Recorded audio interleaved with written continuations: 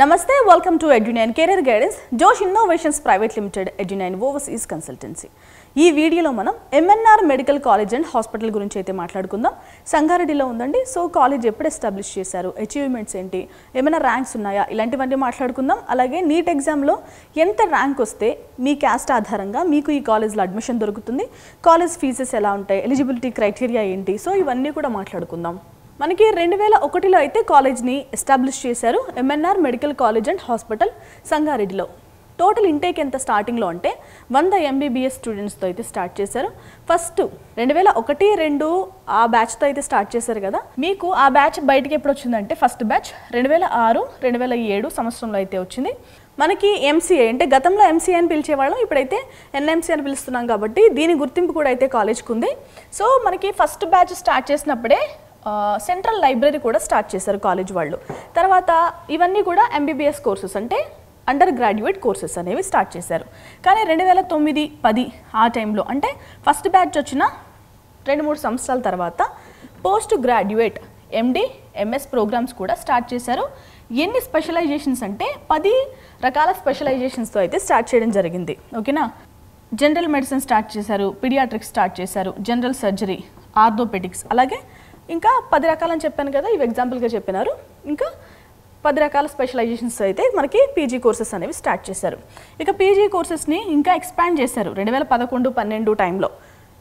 MD, MS post graduations అయితే మనకి offer చేశారు. రేడియాలజీ ఇంట్రడ్యూస్ చేశారు, microbiology, social and preventive medicine, SPM అంటాం కదా. సో ఇవి కూడా మనకి 2011-12 టైంలో కొత్తగా ఆఫర్ చేశారు. ఇక 2013-14, 2015-16 ఆ టైంలో అయితే మనకి పీజీ ప్రోగ్రామ్స్ కూడా ఇంకా యాడ్ చేశారు. ఎనాటమీ, ఫిజియాలజీ, అలాగే బయోకెమిస్ట్రీ, ఫార్మకాలజీ, MS ఆప్థమాలజీ, ఈ కోర్సెస్ అయితే మనకి ఈ 4 ఇయర్స్ టైంలో అయితే ఇంట్రడ్యూస్ చేశారు. ఇక 2016-17 టైంలో అయితే మనకి ISO గుర్తింపు అయితే వచ్చింది. ఒక ప్రైవేట్ ఆర్గనైజేషన్ ఇది. సో వీళ్ళు ఏం చేస్తారంటే సర్టిఫికేషన్స్ ఇస్తారు కదా, అంటే కాలేజ్లో ఇంటర్నేషనల్ స్టాండర్డ్స్ ఉన్నాయా, ఇవి ఉన్నాయా, అవి ఉన్నాయా అని చెక్ చేస్తూ వాళ్ళైతే సర్టిఫికేట్ ఇస్తారు. ఆ సర్టిఫికేట్ అయితే మనకి 2016-17 టైంలో వచ్చింది. ఇక 17-18 టైంలో అయితే NAC ఏ గ్రేడ్ అయితే ఇచ్చింది. ఓకే, 2020-21 టైంలో అయితే మనకి ఇంటేక్ అనేది 100 సీట్ల నుంచి 150 సీట్లకి అయితే పెంచడం జరిగింది. ఓకేనా, మనకి కోవిడ్ వచ్చిన తర్వాత కూడా వీళ్ళు ఏం చేశారంటే Covid care and vaccine centres కూడా ఇంట్రడ్యూస్ చేశారు. NABL అక్రిడేషన్ కూడా అయితే ఉంది వీళ్ళ వైరాలజీ ల్యాబ్కి. ఓకేనా రైట్. ఇక MBBS ఎలిజిబిలిటీ ఏంటి అంటే మనం ఖచ్చితంగా ఇంటర్మీడియట్ అనేది కంప్లీట్ చేయాల్సిన అవసరం ఉంటుంది.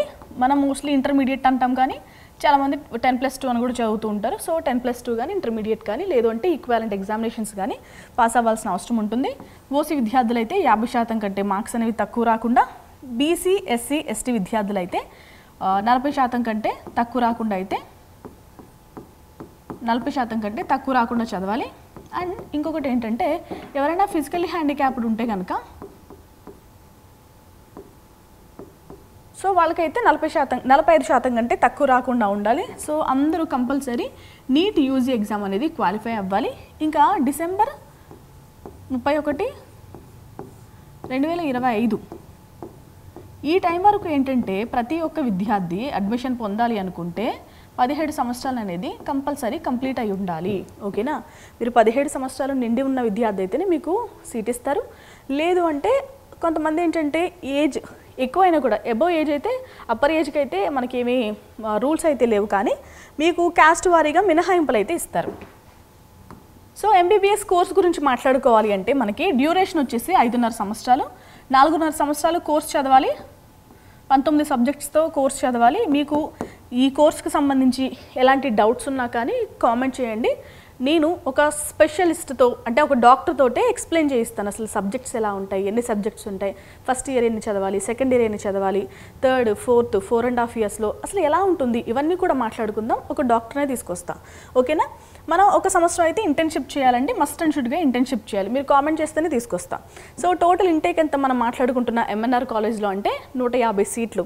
ఈ 150 సీట్లని ఎలా క్లాసిఫై చేస్తారంటే స్టేట్ కోటా సీట్లు 50%, అలాగే మేనేజ్మెంట్ కోటా సీట్లు 50%. స్టేట్ కోటా సీట్లు వచ్చేసి 75 సీట్లు, మేనేజ్మెంట్ కోటా సీట్లు 75. కానీ ఈ మళ్ళీ మేనేజ్మెంట్ కోటాను ఎలా క్లాసిఫై చేస్తారంటే category B, category C. Category బికి వచ్చేసి 35% అంటే 52 సీట్లు. కేటగిరీ సి ఎన్ఆర్ఐ కోటా కదా, 15% అంటే 23 సీట్లు. ఓకేనా? సో ఇది క్లాసిఫికేషన్. ఇక ఫర్దర్ డీటెయిల్స్ కూడా చూద్దాం. మనకి ఎంఎన్ఆర్ మెడికల్ కాలేజ్ సంగారెడ్డిలో ఉందన్నాను కదా, ఈ కాలేజ్లో చదువుకోవాలి అంటే ఎంతెంత ఫీజులు అవుతాయంటే కేటగిరీ ఏ వాళ్ళకి ట్యూషన్ ఫీజు 60,000, కేటగిరీ బి వాళ్ళకి 13 లక్షలు, కేటగిరీ సి వాళ్ళకి వచ్చేసి 2 టైమ్స్ ఆఫ్ కేటగిరీ బి అంటే 26 లక్షల వరకు ఖర్చు అవుతుంది. నేను చెప్పినవన్నీ కూడా ఓన్లీ ట్యూషన్ ఫీజులు మాత్రమే. ఓకేనా?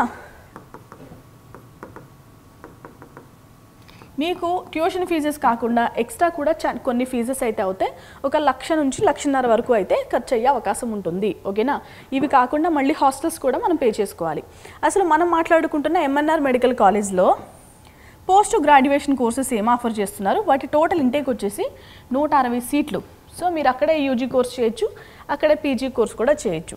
అసలు పీజీ కోర్స్ చేయాలంటే కంపల్సరీ మనం నీట్ పీజీ అనేది క్వాలిఫై అవ్వాలి. ఓకేనా? పోస్ట్ గ్రాడ్యుయేషన్ లెవెల్లో నీట్ పీజీ అనేది రాయాలి. ఇంకా అంటే దీని తర్వాత సూపర్ స్పెషాలిటీ కూడా ఉంటుంది కదా, సో నీట్ ఎస్ఎస్ ఎగ్జామ్ కూడా రాయాల్సిన అవసరం ఉంటుంది ఎవరైనా పీజీ తర్వాత సూపర్ స్పెషాలిటీ చేయాలి అనుకుంటే. పీజీ వచ్చేసి మనకి 3 years కోర్స్ కదా, ఇందులో మనం మీ ఇష్టం, మీరు క్లినికల్ చేస్తారా, పారా క్లినికల్ చేస్తారా, ప్రీ క్లినికల్ చేస్తారా అనేది మీ ఇష్టం. కొంతమంది అయితే అవి అసలు అంటే ఏంటి అని అడుగుతున్నారు, సో అవి కూడా ఎక్స్ప్లెయిన్ చేస్తాను. ఇందులో మనకి ఎండీ చేసేవాళ్ళు ఉంటారు, ఓకే, ఎంఎస్ చేసేవాళ్ళు ఉంటారు, డిప్లొమా చేసేవాళ్ళు ఉంటారు. సో అవి కూడా మాట్లాడుకుందాం, స్లోగా మాట్లాడుకుందాం. ఓకేనా? కాలేజెస్తో పాటు అవి కూడా ఎక్స్ప్లెయిన్ చేస్తాను. సో పీజీ చేయాలి అంటే మనం యూజీ అనేది కంప్లీట్ చేయాలి. సో ఎంబీబీఎస్ అయిన తర్వాత మనం పీజీ కోర్సెస్ అనేది చేస్తాం. మనకి ఏమేం కోర్సెస్ ఉంటాయో చూద్దాం. జనరల్ మెడిసిన్, పీడియాట్రిక్స్, ఎనెస్థీషియాలజీ, అలాగే రెస్పిరేటరీ మెడిసిన్, ఎండి డివిఎల్, ఎండి radio diagnosis, psychiatry, emergency medicine. ఇక ఎంఎస్ కోర్సెస్ అండి ఇవి మాట్లాడదాం. ఎండి అనాటమీ, ఎండి సైకాలజీ, అలాగే బయోకెమిస్ట్రీ, ప్యాథాలజీ, మైక్రోబయాలజీ, అలాగే ఫార్మకాలజీ, కమ్యూనిటీ మెడిసిన్. సో ఇంకా ఎంఎస్లో ఏం ఆఫర్ చేస్తున్నారంటే general surgery, orthopaedics, ophthalmology, ENT, OBG, gynaecology. So ఈ కోర్సెస్ అయితే ఆఫర్ చేస్తున్నారు. మీరు ఎన్నెన్ని సీట్లు తీసుకుంటున్నారో కూడా చూడొచ్చు. మళ్ళీ ఈ సీట్లలో కెమినరీ కోటా కూడా ఉంటుంది, మేనేజ్మెంట్ కోటా కూడా ఉంటుంది. సో ఆ ఫీజెస్ కూడా డిఫరెంట్గా ఉంటాయి. మీరు సెలెక్ట్ చేసుకున్న దాన్ని బట్టి టోటల్ వచ్చేసి 126 సీట్లు. మనకి ఎంఎన్ఆర్ మెడికల్ కాలేజ్లో చదువుకోవాలి అంటే హాస్టల్ ఫెసిలిటీస్ ఉన్నాయా అంటే హాస్టల్ ఫెసిలిటీస్ అయితే ఉన్నాయి. మనకి సెపరేట్ బ్లాక్స్ కూడా ఉన్నాయండి అబ్బాయిలకి అమ్మాయిలకి. మనకి కంఫర్టబుల్గా చదువుకోవడానికి ఏం కావాలి అవైతే ప్రొవైడ్ చేస్తున్నారు. అలాగే ఎన్ఆర్ఎస్ కూడా రెసిడెన్షియల్ బ్లాక్స్ అయితే సెపరేట్గా ప్రొవైడ్ చేస్తున్నారు. మీ ఇష్టం, సింగిల్ షేరింగ్ కావాలా, ట్విన్ షేరింగ్ కావాలా అనేది మీరు మీ బడ్జెట్ బట్టి, మీ కంఫర్ట్ బట్టి మీరే డిసైడ్ చేసుకోవాలి. చాలామంది ఏసీ ఆప్ట్ చేసుకుంటారు, కొంతమంది వద్దనుకుంటారు. టెలిఫోన్, ఇంటర్నెట్ ఫెసిలిటీస్ కూడా మనం ఆప్షనల్, ఇవన్నీ కూడా మీకు కావాలంటే తీసుకోవచ్చు, లేదంటే లైట్. సో ఇది ఎంఎన్ఆర్ మెడికల్ కాలేజ్ సంబంధించిన బ్రీఫ్ ఇన్ఫర్మేషన్. ఈ కాలేజ్ వచ్చేసి మనకి సంగారెడ్డిలో ఉంది. ఇక ఈ కాలేజ్లో చదవాలంటే నీట్ ఎగ్జామ్లో ఎంత ర్యాంక్ వచ్చి ఉండాలి ఇప్పుడు చూద్దాం. ఓకే, సో మన క్యాస్ట్ ఆధారంగా మనకి ర్యాంక్స్ అయితే ఈ పాటికి ఇచ్చేసారు. సో మనం మేల్ ఫీమేల్ బట్టి కూడా మనకి సో కొంచెం ర్యాంక్స్ డిఫరెన్సెస్ కూడా ఉంటాయి కదా. మీరు కనుక ఓసీలో అబ్బాయిలు అయితే 184,636 లోపు, అమ్మాయిలు అయితే 184,479 లోపు, బీసీఏ అయితే 3,07,668 లోపు, అమ్మాయిలకు వచ్చేసి 3,09,357 లోపు. ఇక బీసీబీ కేటగిరీ అయితే 2,12,470 లోపు అబ్బాయిలకి, అమ్మాయిలకు వచ్చేసి 2,12,028 లోపు అయితే ర్యాంక్ రావాలి. ఇక బీసీసీ అయితే కనుక అమ్మాయిల డేటా అయితే అవైలబుల్గా ఉంది, 3,02,648 లోపు అయితే ర్యాంక్ రావాలి. ఇక బీసీడీ కేటగిరీలో అబ్బాయిలు అయితే 2,07,892 లోపు, అమ్మాయిలకు వచ్చేసి 2,08,900 లోపు అయితే ర్యాంక్ రావాలి. బీసీఈ కేటగిరీ అయితే అబ్బాయిలకి 2,15,217 లోపు, అమ్మాయిలకు వచ్చేసి 2,16,612 లోపు. ఇక ఎస్సీ కేటగిరీ అయితే 3,16,88 లోపు అబ్బాయిలకి, 3,02,316 లోపు అమ్మాయిలకి ర్యాంక్ రావాలి.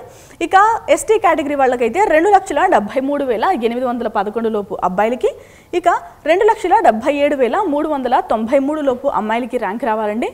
నేను ప్రొవైడ్ చేసినవన్నీ కూడా మోస్ట్లీ మనకి తెలంగాణలో నేను చేసిన కాలేజెస్ అన్నీ కూడా 2024 phase 2 యొక్క క్లోజింగ్ ర్యాంక్స్. ఓకేనా, ఈ ర్యాంక్స్ ఆధారంగా మీ క్యాస్ట్ బట్టి మీకు ఎంత ర్యాంక్ వచ్చింది, సో ఈ కాలేజ్లో నాకు సీట్ వస్తుందా రాదా అనేది మీరు కాస్త ఎస్టిమేట్ చేసుకునే ప్రయత్నం చేయండి. ఎలాంటి ఇబ్బంది ఉన్నా కూడా ఎడ్యునైన్ కెరీర్ గైడెన్స్ని అయితే సంప్రదించండి. Thanks for watching.